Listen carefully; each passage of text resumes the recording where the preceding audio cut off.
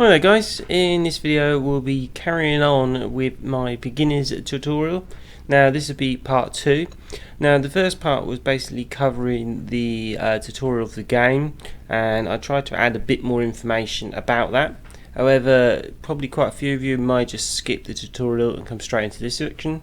I suggest if you're a new player you definitely should take a look at the tutorial. It does actually help you. And like I said, if you want a video to cover that, like I said, I'll link the video below and you can have a look at the first part. So anyway, let's get started. So if you got to this screen, you're going to have to enter a unique commander name. Now, like I said, if it's already been taken, you're going to have to try and vary the name a little bit if you really want a particular name. For example, I'm going to put the name in of my other account and just select body type. Now if I try and use it, it's already been used in the Galaxy. So you're going to have to either put a little variation on it or choose something else. For this, I'm just going to add a dot on the end, and that's good enough for the game. As for the body type, it really doesn't matter what you put here. You can change it pretty much any time you like, and to be honest, it doesn't really make a lot of difference in the game because you don't really see your character essentially in the game. Not at this point anyway, so just select whichever you want. Now when you go to continue, you'll get this option here, so you can select between two different places. I would suggest basically going for new commander, as the Horizons could put you on a planet, but I don't want to get into that at this stage because it's going to be more complicated. So if you just go onto the new commander, you can see you've got this Sidewinder ship, and this is what you're going to start with. I'm just going to check actually, see if Horizons start. No, it does seem to suggest the same. No, anyway, don't worry about it, just pick the new commander. So we go back into this, and that's I just want to do it more simple. So anyway, you start off with this Sidewinder, and it has a top speed of 221 with a boost of 322. At the moment, this jump drive range is 7.25 loaded or laden. Laden means basically filled up with cargo. So unladen with no cargo is 8.15. The core of the ship, it has a shield statistic of 40 and armor of 60. Now these are multiplied when you put shields and various armor things, so this is a kind of starting number. You can find out what these values are afterwards by looking into the information panel, so you don't need to worry about them too much. The whole mass is 25 tons, so the ship is 25 tons regardless of what you do, and it has a cargo mass of 4 tons at the moment. You can vary that depending on what's fitted, but by default it comes with 4 tons. Now down the bottom it's saying it's an all-rounder, and it's going to start at mate tech also. You're going to start with a balance of 1,000 credits as well, so you've got a little bit of money to start with. However, 1,000 credits in Elite and Dangerous doesn't go very far.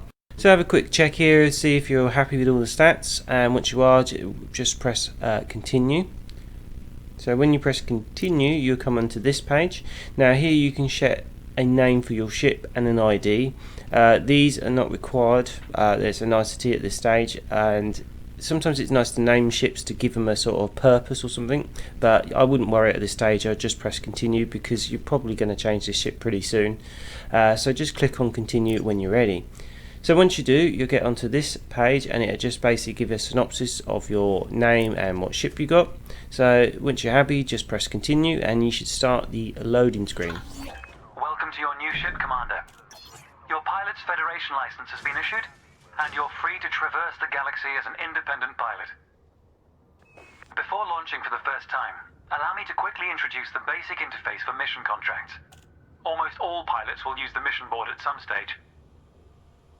A contract has been assigned to you. Active missions are displayed in the Transactions tab of the external interface panel. This time you'll need to travel to Mawson Dock in the Dromi system. You can select these destinations on the navigation screen of the external interface panel. If you'd like to practice your journey first, I recommend the training simulations accessed via the internal interface panel. To review what we've discussed, select your comms panel and scroll through the recorded text. I'll contact you at Mawson Dock if you decide to complete this mission. If you choose to take a different path, then I wish you luck, Commander. So at this point he's just gave you a complete baffle of text, and I would think for quite a few people that was quite confusing what you do now. So at this stage we can decide what we want to do. We can either do our own thing or take on the mission that he has given us. I would suggest actually doing the mission because it is a good reward. So if you press 1 and come over to this side, you can see at the top we have 3 tabs, which are navigation, transaction and contacts. If you move over to transactions, you can see a list of our missions. So if you press more detail, you can actually have a look at the mission he's given us. So the mission is Welcome to the Galaxy. We collect 10,000 credits from the Pirates Federation if we basically dock at a specific place. We only have one choice of reward at this point. Sometimes missions give you multiple different rewards, so sometimes you can trade money for reputation or goods, but this mission only gives you the choice of one. So you have a destination, so this is where we need to head towards, the system and the time left, so we've got basically 7 days. At the bottom we've got some options for our mission, so we can come back from the option, we can abandon the mission, so if, we can go to the Galaxy map or the Pilot's Handbook. So they basically give us a bit more options we can do. However, before that, let's just check the Starport services, which is just down here. Now this basically allows us to buy and sell goods and stuff and so forth, and it's kind of basically split into 3 sections. So on our left side we've got our various station services. So here at the very top we have the commodity market. That is where we buy and sell goods for profit often. Like I said, you often need first party sites to make any profit out of that, however. Next we have the mission board, so this is where we pick up our missions and trade them in. Next we have our passenger lounge, so this is where we get passengers. However, for this we will need passenger cabins, and something I'll cover later. And next we have our contacts. Now this is where you contact the station regarding certain facilities. So for example, on our first one, the authorities, maybe you've got a fine, you need to pay it off, that's where you do it there. The combat bond is where you turn in various bonds after doing some combat. I wouldn't worry about that. And then finally the search and rescue is this: if you found, say, some escapes, say you found an escape capsule or you found a black box or something, that's where you can turn them in. And then finally we have the universal cartographics. Now this is where we trade in exploration data, so I don't again need to really worry about that at this stage, something I will cover later. In the middle section we kind of have our news and information. So at the very top we have Galnet, which gives us galaxy-wide information about what's going on. Then underneath that we've got some various different reports. On the right hand side we've got basically stuff to do with our ship. We've got the livery, which allows us to customise the ship, the Hollow Me, which allows us to customise yourself, and the store obviously to buy things. So underneath that we have quick maintenance, so this is where we can quickly refill, repair or restock any ammunition or so forth on our ship. It's a very quick way of doing it. Underneath that we have outfitting, so this allows us to equip different stuff on our ship and change our builds. That's something I will cover later again. And then next we have the shipyard, so this is where we can buy and sell various ships. We can also transfer them between stations. And then underneath that we have advanced maintenance, so this is where we can do more specialised things, so like just refuel certain parts of the ship rather than just refuel the whole ship and so forth. So if we take a look at that mission again by pressing 1, you can see that we need to head to Mawson Dock in Dromi. So if we press the 3rd button, which is open the galaxy map, so you can now see a map with various little dots and names. So what these are star systems. Now I'll just quickly explain what those are. So to make it a little bit more simpler, let's look at our own star system. Now our star system is called Sol. Basically that is the sun, which is what all these other little dots are. There are various suns, and inside each system there are various planets and so forth. So if we go into the 4th option over here, we can have a look in this star system. So here you can see the sun, basically, which is called Sol. So the sun obviously provides light and heat for the rest of the planets. Inside the Sol system we have Mercury, so there's a planet. And then the next one along is Venus, and then we've got Earth, and then the next one out is Mars, then Jupiter, Saturn, Uranus, Neptune and Pluto. So you may have heard of those planets before. There are a couple more on the right, but those are additional, so I'm not going to worry about that. So if we move to, say, Mars, so that's obviously a planet that isn't too far from us. There's a little station just underneath it, so that means it's orbiting Mars. So we have a station called Mars High here, which is orbiting Mars. So if we move to Earth, you can see there is 3 stations underneath that. So again, the same thing, these 3 stations orbit Earth. And then at the bottom you notice one slightly different. This is called the Moon, which you may have heard of, and of that you can see there's a station to the right. Now this means that is orbiting the Moon, so we have another station orbiting that. So all of these planets and stations are in the Solar System, which is just one star. So as you can see, Elite and Dangerous has multiple star systems, each with their own suns, planets, stations, outposts and so forth. Obviously not every single star system contains planets or stations, but you can see these are all got different places that you can actually go and visit every single one of these.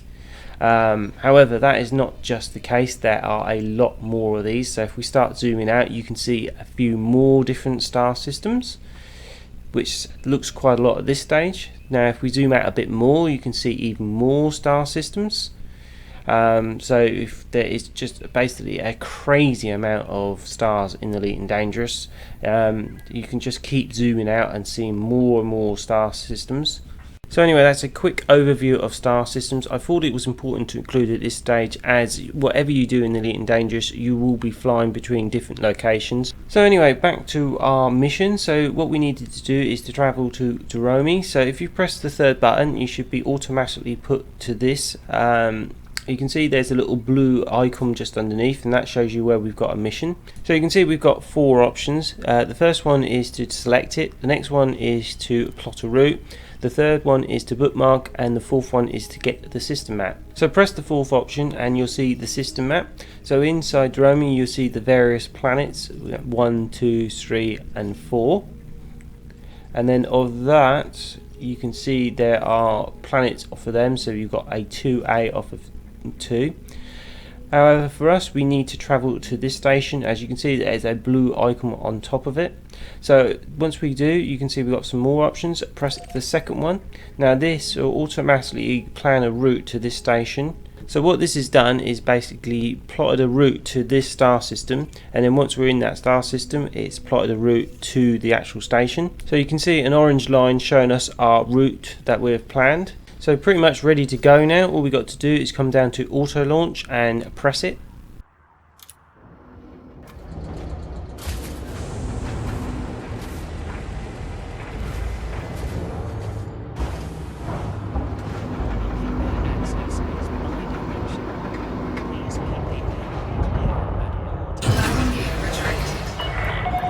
Ship released. Departure authorized.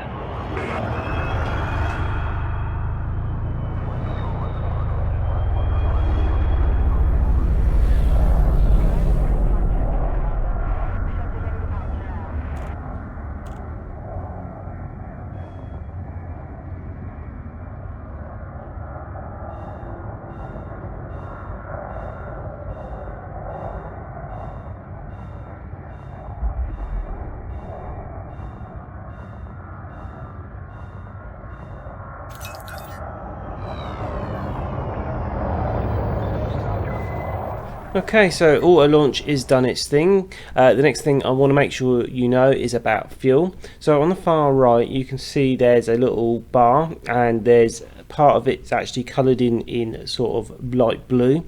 Now this is the amount of fuel we're going to use for this jump. As you can see, we still have plenty of fuel left. Fuel is used mostly for jumping, but it's also used to keep your systems running, so you don't want to run out of fuel.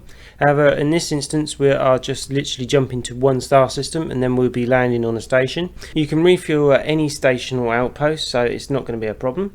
Underneath that you can see a mass locked indicator, so that's saying we are too close to the station at this time to perform the jump. So at this point we want to make sure our destination is set on the far left, and you can see just under that there's a distance marker, so it's saying it's about 7 light years away. So before we actually do the jump, we need to turn the ship to face the designation. So to do this, look at the location indicator. Now this is a little circle to the right, which I've highlighted in green, and what you need to do is to get the little circle that's inside into the center, and you also need to get it to be filled in. Now if the circle is hollow, that means it's behind you. If it's filled in, it should be in front of you. So just keep turning your ship so that it's actually filled up and in the center, and when you do, you should see the designation in front of you. So in our example, all we've got to do is to turn the ship right, and you can see automatically it's been coloured in. Now if we keep turning the ship, you can see the little circles moving closer and closer to the middle, and you can see our designation is straight in front of us now. So now the location's straight in front of us, start speeding up so we can actually get away from the station and perform our jump. You can use a boost if you want, it can make it a little bit quicker, but it's up to you. And you can see the station on the right. So basically now we're trying to get away from the station, and when we're further enough you should see the mass locked icon disappear, which it's just done. So now we've sped up, we've got away from the station. All we got to do is to perform the jump. Now normally it's just press J, so do that and you should see the frameshift drive charging up.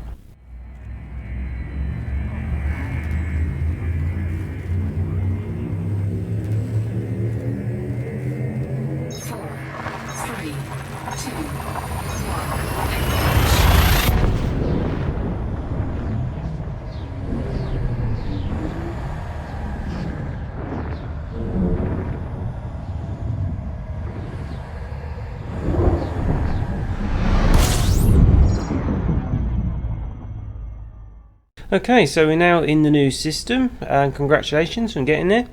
What we need to do is now head towards the station. So exactly the same thing before, is with the location indicator, get the circle in the middle and you should see the location in front of us.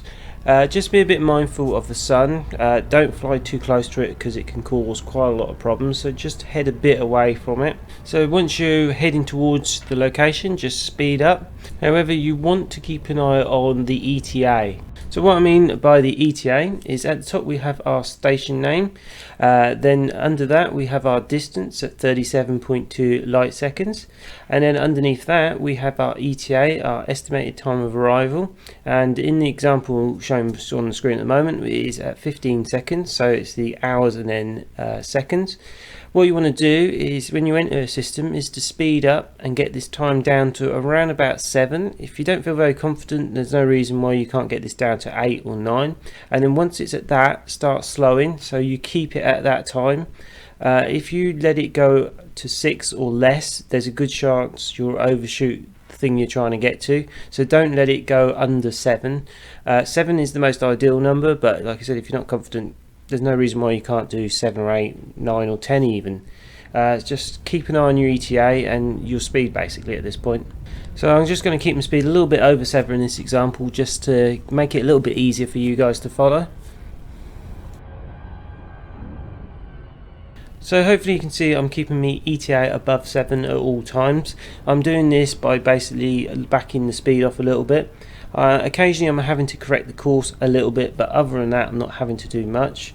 If you're using Super Cruise Assist, you won't have to do any of this. However, in these tutorials I wanted to start moving you away from assist modes, because basically you're going to be reliant on them otherwise, and something like Super Cruise isn't that difficult to manage. You've just got to really keep the ETA above 7. Things like docking I do want to cover later, but I do feel those are more technical aspects and there's a lot more involved, and like I said, I do want to get you to doing that manually, but not at this stage.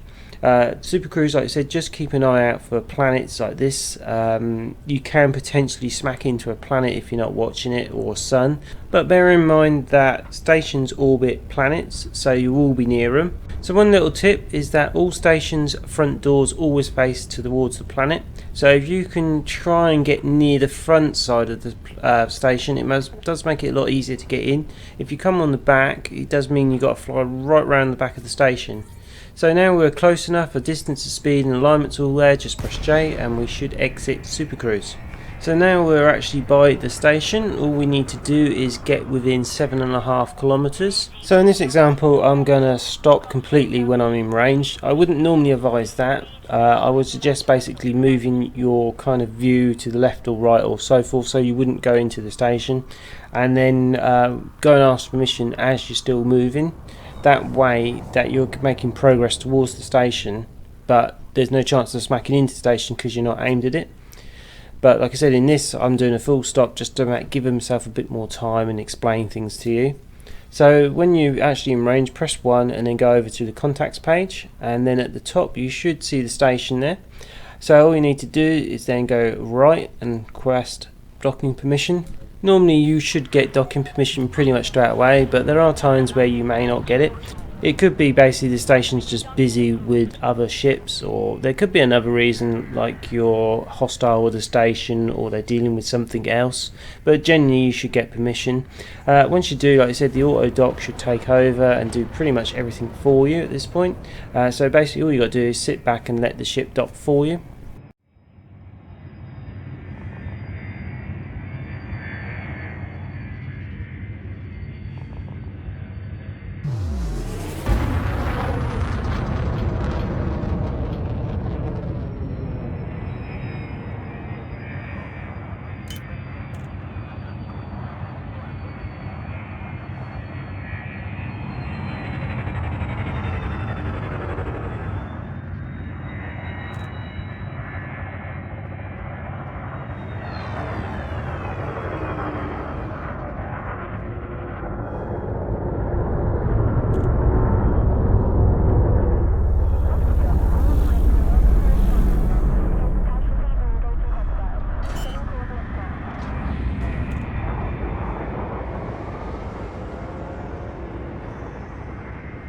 Landing gear deployed.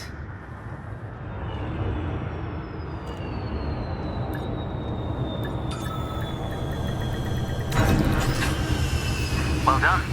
To complete the mission, access Starport Services from the menu in the center of your dashboard.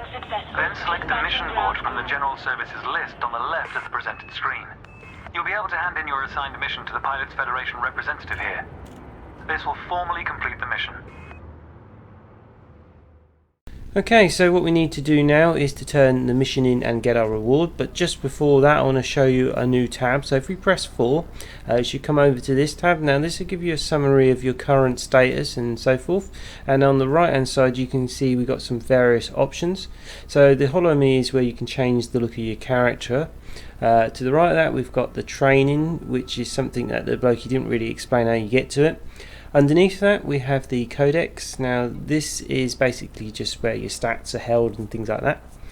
Up to the right of that we've got squadrons, so this is like your groups, your guilds or so forth. So underneath that we have Galnet News. Now this is the place where you can get kind of galaxy-wide news about events and things like that. To the right of that we have the engineers, so this is information on certain engineers. Like I said, I don't want to cover this at the moment because that's something in a later video. And then to the right of that we have the Galaxy Powers, which is kind of like a faction you can join. Again, it's something else I don't want to cover yet. So on the left side of our information panel we have our various ranks. So we have the top one is our combat rank, the second one down is our trade rank, the third one down is our exploration rank, and the fourth one is our QCQ rank. Like I said, these are all going to be at the lowest as we haven't done much at the moment. Then underneath that we have our current balance, which is 1,000 credits. So this is the amount of money we actually have. And then underneath that we have a rebuy cost at 0 credits. So what this means that if the ship gets destroyed, it will cost nothing to replace it and all the equipment on board. However, if we start changing ships and replacing equipment, you will start seeing the rebuy costs creep up quite considerably, and if we don't have enough money to cover the rebuy cost, you will lose the ship and all its equipment. If your ship had cargo on board, you will lose that, unfortunately, as the rebuy does not cover cargo at all. So I wouldn't worry about rebuy too much at the moment. The next thing I want to show you is these little 4 icons just above where it says Starport Services. So the first one is what we're mostly interested in, as it's for refueling the ship, and as you can see we need some more fuel because we used it on our jump. So it's going to cost 28 credits to refuel the ship. So if we just press it, you can see our fuel is now at full. Equally, the second icon is for repair, so if we had any damage on the ship, and the third icon is for restocking any ammunition that we've used. So anyway guys, let's turn that mission in and get some money. So basically head into your Starport Services and select the second option, which is the mission board. So the mission board is going to show us the current mission that we can hand in at the very top. Then underneath that there's all the available ones we can get. So you can see underneath there's quite a bit of other missions we can do. So anyway, let's hand in this mission. You can see that we only have the one reward, which is the 10,000 credits. So let's choose this reward. Bear in mind our credits have gone down slightly because we did buy some fuel because we used it on the jump. So we're at 972 credits. So when we turn this in, you should see we go up to 10,972 credits. So at this point you can decide what you want to do next. I would advise continuing doing a few more missions to build the money up. I wouldn't do source and return missions necessarily because they need a third-party tool. The mining missions are also quite complicated, so I wouldn't advise doing those. I also advise not to do any surface scan missions, or especially any combat orientated missions, as you are not going to be suited for that. So I would basically keep trying to find the deliver missions or the data collection missions, as many as those you can do, as they're typically quite easy to do and give you quite a good reward at this stage of the game. So I advise basically get your money up, and we'll start looking into new equipment and ships in the next one, because that's kind of a bit more advanced. But I wanted to break these videos into multiple sections so I didn't overwhelm you guys making a too long a video, and equally it makes it a lot easier for me to upload smaller videos, even though these videos are a lot longer than I anticipated. Oh well, never mind. But like as always, if you have any comments or suggestions, they're always greatly welcome. Just post them below. So if you did like the video, drop us a like, and if you didn't, let us know why. Another thing that does help me out in the channel massively, if you haven't already done so, is to subscribe to the channel. That lets me know that you guys want more content out there. Anyway guys, I think that's it for this one. Take care and have fun out there.